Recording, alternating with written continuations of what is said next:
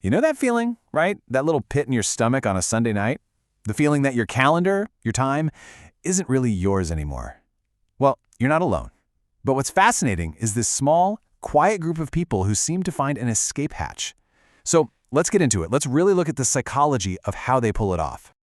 Okay, first things first, we have to get one massive misconception out of the way. This is almost never about how much money you make. It's not an income problem.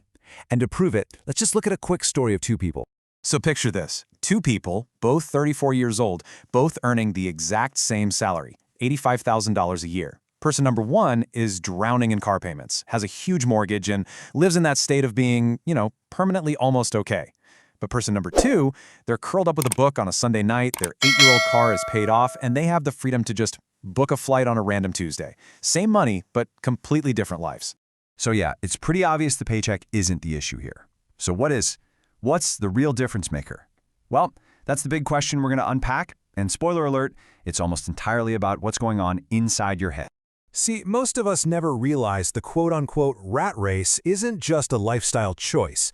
It's more like a finely tuned psychological cage, one that's designed to be almost impossible to see when you're on the inside. So let's talk about the invisible bars keeping so many people running in place. First up is something called the hedonic treadmill. You know how this works. You get a nice raise, you feel amazing for a few weeks? Then your lifestyle just kind of inflates to match it. A slightly nicer car, eating out a bit more, and before you know it, you feel exactly the same as you did before. Your brain just hits the reset button on normal. And that leads right into the next trap, the Diderot effect. This is named after an 18th century philosopher who got this beautiful new robe, and suddenly his old desk, his chair, everything looked kind of shabby in comparison, so he ended up replacing it all. We've all been there, right? You buy one new thing and it kicks off this domino effect of upgrades you never planned on. Now the result of these psychological forces, it's not some abstract theory. Just look at this number. Total household debt in the United States has soared to a record-breaking $18.8 trillion. That's the real-world consequence of millions of us running on that treadmill. And get this, if you still think that a bigger income is the answer, check out this stat. 40% of Americans making over $300,000 a year say they're living paycheck to paycheck. I mean, come on. That's the ultimate proof that this cage isn't built out of money, it's built out of psychology. Okay, so what about the people who do get out? What's going on with them? It turns out they have a totally different mindset, a different internal operating system. And it really comes down to 4 key traits. First, they have what's called an internal locus of control. They truly believe that they are the ones steering the ship, not their circumstances. Second, who they are isn't wrapped up in their job title. Third, they get that there's a ceiling to happiness from money, a point where more of it just doesn't move the needle. And fourth, and this is a big one, they understand that real wealth is the money you don't see. That last point is so critical. Research from Thomas J. Stanley found that most millionaires live surprisingly normal lives. They're not out there performing wealth for everyone to see. No, they're quietly building it for themselves. They've stopped using their spending to tell a story about who they are. Now, escaping isn't all in your head. It's also about math. And the formula is so stunningly simple, it's kind of shocking they don't teach this in high school. This table basically tells you the whole secret. The one number that matters most for financial freedom isn't your salary, it's your savings rate. Look at this. If you save 10%, you're looking at 51 years of work. Ugh. But jump that to 50%, you just cut it down to 17 years. And at 75%, freedom shows up in just 7 years. It's the only lever you can pull that has that kind of power. So, what's the finish line? What's the actual number you're shooting for? Well, a really good rule of thumb is this: 25 times your annual expenses. Once you have that much invested, the theory is you can withdraw about 4% a year to live on, pretty much forever. And just like that, this vague dream becomes a concrete, doable goal.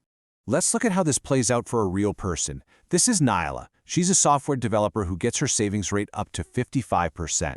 By the time she's 33, she's got $170,000 invested. At that point, she could literally stop saving a single penny, and the power of compound growth would likely carry her over that $1 million mark by retirement. For her, the race is mathematically over at age 33. But this all begs a really interesting question. If this is possible, and the math is right there, why are the people who pull it off so quiet about it? Why aren't they shouting it from the rooftops? Well, the answer is kind of wild. It's a concept called system justification theory. It basically says that we are all unconsciously hardwired to defend the systems we're a part of, even if those systems aren't really serving us. So when someone just up and leaves the rat race, it's not seen as just a personal choice. No, it's subconsciously perceived as an attack on the whole system, and that makes the people still inside the system deeply uncomfortable. It triggers a kind of social threat. So the ones who escape aren't just being modest when they keep it to themselves. They're being strategic. They fly under the radar to avoid all that social friction. All right, to really bring this all home, I want to end with one final story. It's a tale of two fortunes that I think completely flips our whole definition of wealth and success on its head. Okay, on one side, you've got Ronald Reed. He was a janitor in Vermont, drove a beat-up old car, famously wore a jacket held together with a safety pin. On the other side, Richard Fuld, a high-flying Wall Street executive. MBA, tons of luxury. I mean, by all outward appearances, this was the guy who had totally won the game. But here's the twist. When Ronald Reed, the janitor, passed away, it was discovered that he had quietly built up a fortune of nearly $8 million, which he left to his local hospital and library. And the executive, Richard Fuld, he went bankrupt. The appearances meant absolutely nothing. This is just the perfect real-world example of what Morgan Housel talks about. Doing well with money has very little to do with how smart you are, and a whole lot to do with how you behave.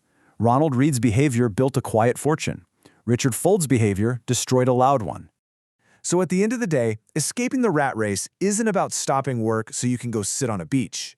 It's about getting the freedom to start doing the work you were meant to do. The real prize isn't a permanent vacation, it's just not dreading Mondays. The people who get out, they simply stop performing wealth and start building it. They just decided to tell themselves a different story about what money is actually for. And that's really what it all boils down to, isn't it? It's a choice about the narrative running in your own head. So the question I'll leave you with is a simple one. What story are you